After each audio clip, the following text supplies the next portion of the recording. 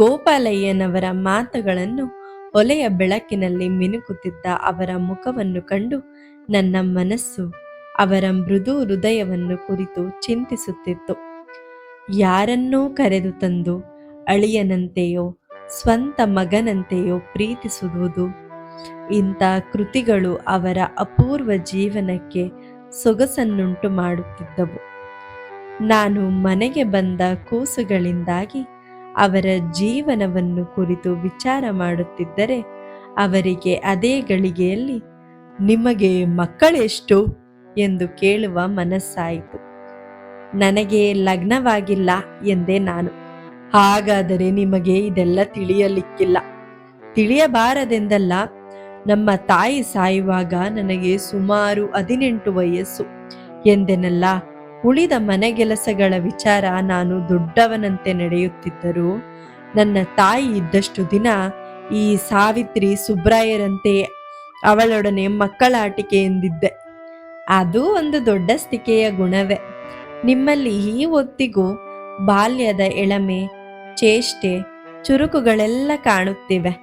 ಎಷ್ಟು ಜನ ಹಾಗೆ ಬೆಳೆದ ಮೇಲೆಯೂ ಎಳೆಯರಾಗಬಲ್ಲರು? ಏನೋ ನಾನು ಮುದುಕನಾದರೂ ಬುದ್ಧಿಯೇ ಬರಲಿಲ್ಲ ಎನ್ನುತ್ತೀರಾ ಎಂದು ನಕ್ಕರು. ಮಾತಿನಲ್ಲಿ ನನ್ನನ್ನು ಮಿಗಿಸಿದ ಅವರನ್ನು ಕಂಡು ಹಾಗಲ್ಲ ಎಂದೆ ನಾನು.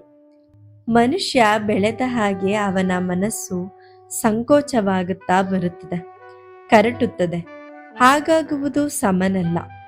ಅವನ ಮೈಯೇನೋ ಬೆಳೆಯಬಹುದು, ಬೆಳೆಯಲು ಬೇಕು. ಮನಸ್ಸು ಜ್ಞಾನಗಳು ಬೆಳೆಯಬೇಕು. ಆದರೆ ಶೀಲ ಸ್ವಭಾವ ಎಳತಾಗಿಯೇ ಉಳಿಯಬೇಕು ಎಂದು ನನ್ನ ಓದಿನ ಪಾಂಡಿತ್ಯವನ್ನು ಅವರ ಮುಂದೆ ಒಪ್ಪಿಸಿದೆ. ನೀವೆನ್ನುವುದು ನಿಜ. ಮನುಷ್ಯ ಮುಪ್ಪಿನಲ್ಲೂ ಮಗುವಿನಂತಿರಬೇಕು, ಹಾಗೆಯೇ ನಿಷ್ಕಳಂಕವಾಗಿರಬೇಕು. ಆದರೆ ಅದೆಲ್ಲವೂ ಎಲ್ಲಿ ಸಾಧ್ಯವಾಗುತ್ತದೆ? 4 ಜನಗಳಲ್ಲಿ ವ್ಯವಹಾರ ಮಾಡುತ್ತಾ ಕೈಯನ್ನು ಸುಟ್ಟುಕೊಂಡ ಎಂದರೆ ಅವನ ಮನಸ್ಸು ಕರಟಿ ಬಿಡುತ್ತದೆ. ಯಾರನ್ನೂ ನಂಬಬಾರದು, ಯಾರಿಗೆ ಏನೂ ಉಪಕಾರ ಮಾಡಿಯೂ ಫಲವಿಲ್ಲ ಎನ್ನುವ ಸಂಕೋಚ ಬುದ್ಧಿ ಬಂದು ಬಿಡುತ್ತದೆ. ಆಗಿಲ್ಲ ಎನಿಸಬಹುದು ಜನಸಾಮಾನ್ಯರಿಗೆ, ಅದು ನಮ್ಮಂಥವರಿಗಲ್ಲ. ಹಾಗೆ ನಿಮಗೂ ಅನಿಸಿದ್ದರೆ ಈ ನಾರಾಯಣನಿಗೆ ನೀವು ಅಷ್ಟೆಲ್ಲ ಉಪಕಾರ ಮಾಡುತ್ತಿದ್ದೀರೇನು? ನಾನೇನು ಉಪಕಾರ ಮಾಡಿದ್ದೇನಂತೆ? ಏನೋ ಅವನ ಹಣೆಯಲ್ಲಿ ಈ ತಾವಿನ ನೀರಿನ ಋಣ ಬರೆದಿತ್ತು. ನನ್ನ ಶಂಕರಿಯ ಜೊತೆಯಲ್ಲಿ ನನ್ನ ಜೊತೆಯಲ್ಲಿ ನರಳಬೇಕು ಎಂದು ಬರೆದಿರಬೇಕು. ಅದರಿಂದ ದೇವರು ಎಲ್ಲಿಂದಲೋ ಇಲ್ಲಿಗೆ ನಾರಾಯಣನನ್ನು ತಂದು ಹಾಕಿದ. ಇಷ್ಟೆಲ್ಲವನ್ನು ಅವನೇ ನಡೆಯಿಸಿಕೊಟ್ಟ. ದೇವರು ನಡೆಯಿಸುವುದೇನೋ ನಿಜ, ಪೂಜಾರಿಯ ಒಪ್ಪಿಗೆ ಇದ್ದುದರಿಂದ ಮಾತ್ರ ಹಾಗೆ ನಡೆಸುವುದು ಸಾಧ್ಯವಾಯಿತು. ಪೂಜಾರಿಗೆ ಆ ಬುದ್ಧಿ ಕೊಡುವವನು ಅವನೇ ಅಲ್ಲವೇ? ಅಲ್ಲದೆ ನನ್ನ ಕೆಲಸ ಅಂತೊಂದು ಪರೋಪಕಾರ ಎನ್ನುವುದೂ ಕಷ್ಟ. ಸ್ವಂತ ನಮ್ಮ ಮಕ್ಕಳೇ ನಮ್ಮ ಕಣ್ಮುಂದೆ ಇಂದಿಗೂ ಇರುತ್ತಿದ್ದರೆ ಈ ನಾರಾಯಣನನ್ನು, ಅವನ ಹೆಂಡತಿ ಮಕ್ಕಳನ್ನು ನಾವು ಅಷ್ಟೊಂದು ಪ್ರೀತಿಸುತ್ತಿದ್ದವೋ ಇಲ್ಲವೋ ಯಾರಿಗೆ ಗೊತ್ತು? ಈ ಸುಬ್ರಾಯ ಸಾವಿತ್ರಿಯರನ್ನು ನೋಡುವಾಗ ನನ್ನ ತೀರಿ ಹೋದ ಮಗಳ ಸಣ್ಣತನದ ನೆನಪಾಗುತ್ತದೆ. ಅವಳಿಗೂ ಇದೇ ರೀತಿಯ ಚುರುಕಿನ ಮಾತು, ಇದೇ ಬಗೆಯ ಚಟುವಟಿಕೆ. ನಾನೆಂದರೆ ಅವಳು ತಲೆಯ ಮೇಲೆಯೇ ಕೂತುಕೊಳ್ಳುತ್ತಿದ್ದಳು. ನಮ್ಮ ಹುಡುಗನಾದರೂ ಈ ಸುಬ್ರಾಯನಂತೆಯೇ ಇದ್ದ, ಆದರೆ ಇವನಿಗಿಂತ 10 ಮಡಿ ಚುರುಕು ಹೆಚ್ಚು. ಅವರಿಬ್ಬರು ಈ ಮನೆಯಲ್ಲಿದ್ದಷ್ಟು ದಿನ ಬೇಸರ, ದುಃಖ ಏನೆಂಬುದೇ ನನಗೆ ಗೊತ್ತಿರಲಿಲ್ಲ. ಆದರೆ ಕೊನೆಗೆ ಉಳಿದ ಒಬ್ಬ ಮಗಳೂ ಇಲ್ಲದ ಹಾಗಾದ ಮೇಲೆ ಎಲ್ಲವೂ ಬರಿದಾಗಿ ಕಂಡಿತ್ತು. ಈಗ ನಮ್ಮ ಮಕ್ಕಳೇ ದೂರವಾಗಿ ಈ 2 ಪುಟ್ಟ ಕೂಸುಗಳು ನಮ್ಮವಾಗಿವೆ. ನಮ್ಮ ಮಕ್ಕಳಿಂದ ದೊರೆತ ಪ್ರೀತಿಯೇ ಇವುಗಳಿಂದಲೂ ದೊರೆಯುತ್ತಿದೆ ಎನ್ನಿ. ಈ ಪ್ರೀತಿಯ ಬಯಕೆ ಒಂದು ಸ್ವಾರ್ಥ ಅಲ್ಲವೇ? ಒಂದೊಂದು ಗಳಿಗೆ ನಮ್ಮ ಶಂಕರಿಗೆ ತನ್ನ ಮಗನ ಹಂಬಲ ಅತಿಯಾಗಿ ಬಿಡುತ್ತದೆ. ದೇವರು ನಿನಗೆ ಈ ಸಾವಿತ್ರಿ ಸುಬ್ರಾಯರನ್ನು ಕಳುಹಿಸಿಲ್ಲವೇ? ನಿನ್ನ ಮಗನೇ ಬೇಕೆಂದೇನು?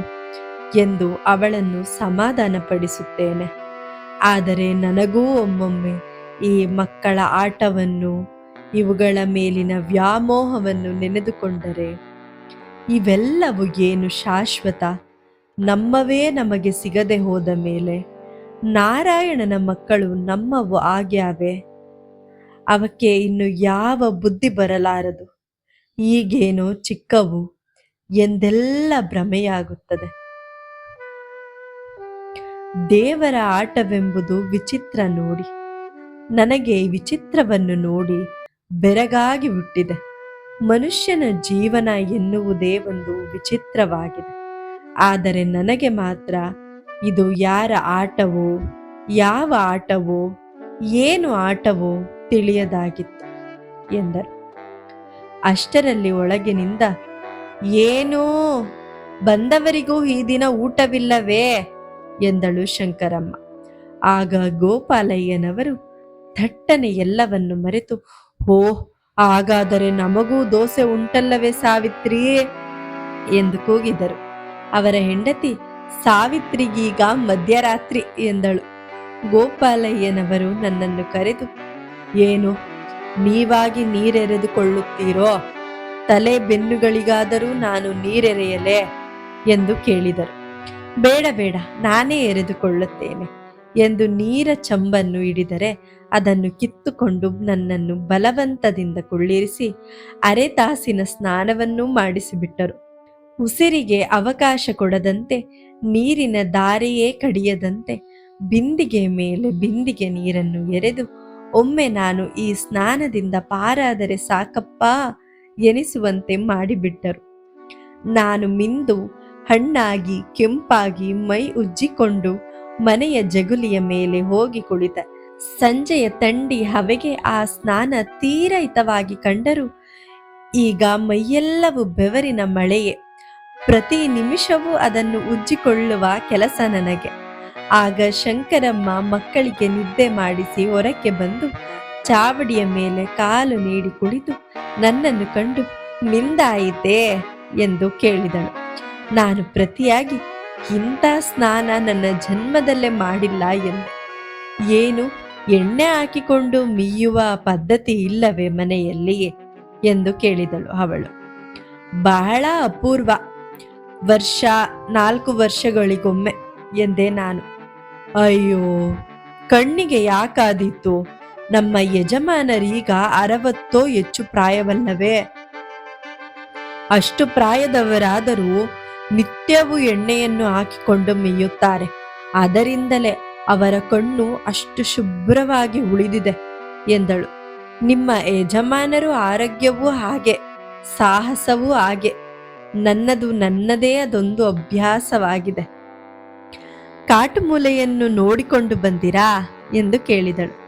ಏನಾದರೂ ಒಂದು ವಿಷಯವನ್ನು ಹಿಡಿದು ಬಂದವರೊಡನೆ 4 ಮಾತುಗಳನ್ನಾಡಬೇಕೆಂಬ ಆಸೆ ತುಂಬಿರುವಂತೆ ಕಂಡಿತು. ನಿಮ್ಮ ಊರ್ಯಾವುದು ಮಗು? ನಿಮಗೆ ತೋಟವಿದೆಯೇ ಮಗು? ಕರೆಯಲು ದನಕರು ಇವೆಯೇ ಮಗು? ಎಂಬ ಅವಳ ಅನೇಕ ಗೃಹಕೃತ್ಯದ ಪ್ರಶ್ನೆಗಳನ್ನು ಒಂದೊಂದಾಗಿ ಉತ್ತರಿಸುತ್ತಾ ಬಂದೆ.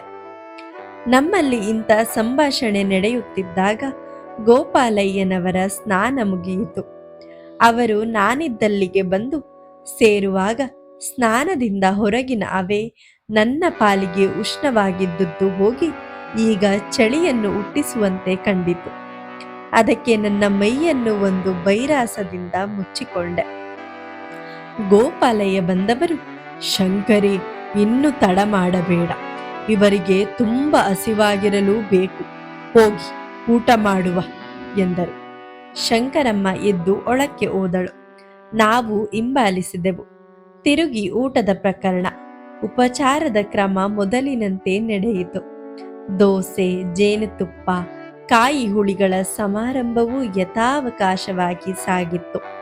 ಅವರಿಬ್ಬರ ಆದರೋಪಚಾರಗಳಿಂದ ನನಗೆ ಹೊಟ್ಟೆಯ ಅಳೆತ ಮೀರಿ ಊಟವೂ ಆಯಿತು. ಬಡಿಸಿದ್ದನ್ನು ಬೇಡವೆಂದರೆ ನೀವು ಯಾವಾಗಲೂ ಮನೆಗೆ ಬರುವವರೇ ಎಂದು ಕೇಳುತ್ತಾರೆ.